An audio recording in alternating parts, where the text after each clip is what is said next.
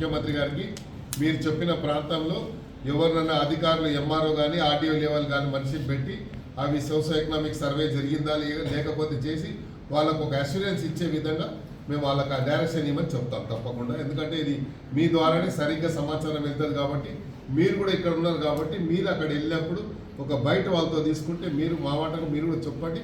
తప్పకుండా వాళ్ళ రెస్క్యూకి ప్రభుత్వం వస్తుంది. ఈరోజు ఉన్నటువంటి గ్లోబల్ వార్మింగ్ దృష్టిలో ఉంచుకొని పెరుగుతున్న ప్రకృతి వైపరీత్యాలను దృష్టిలో ఉంచుకొని ఇప్పుడు మీరు చూసినాం అకాల వర్షం ఎప్పుడు వస్తుందో తెలియదు. ఎస్పెషల్లీ సెప్టెంబర్ మాసం అనేది చాలా డేంజరస్ మాసం మనకి వర్షాలలో.